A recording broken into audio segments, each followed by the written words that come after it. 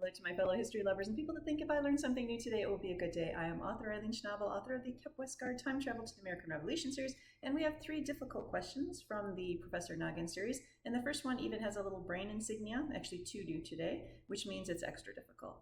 Let's see how you do. Number 1, Haym Salomon aided the Patriot cause by helping to finance the war, but also acting as what? And the answer to that is a spy. His is an amazing story. So he is a Polish-born Jewish immigrant who is a financial genius. And he's captured in 1776, and he's forced to sort of be an interpreter. The British pressure him, maybe is a better word, into being an interpreter for the Hessians because he speaks multiple languages. So what's interesting is he's quietly gathering information from them because he is a patriot, and he's also helping other Americans escape. So like right under the noses of the British, he's doing a lot. But he gets captured and he's sentenced to death.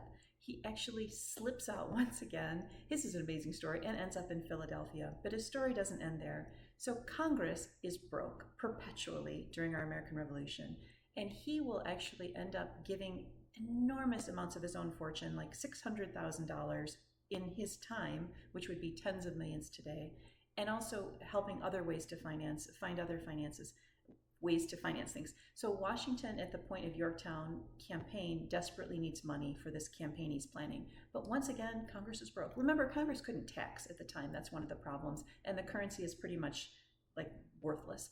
So he once again gets the funds together to aid the campaign in Yorktown. So if you're ever in Chicago, there's a beautiful statue with him and Robert Morris and Washington. It's a beautiful statue.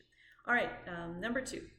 Who led a failed but brave defense of Lake Champlain in what became known as the Battle of Valcour Island? Also a brainiac one, and actually one I'm working on because Kep Westgard will be at the Battle of Valcour Island. And who did that? That was eventually infamous traitor Benedict Arnold. All right, last question, number 3. The night before the war started, many riders helped warn the colonists that the British troops were marching on Concord. Who was the most famous rider? And if you had read Kep Westgard, 1 if by land, 2 if by submarine, you would know that is Paul Revere, because in the story, Paul Revere is captured, and what would happen to America if we didn't have Paul Revere? Read and find out. Anyway, thanks for letting me share. I'll see you tomorrow.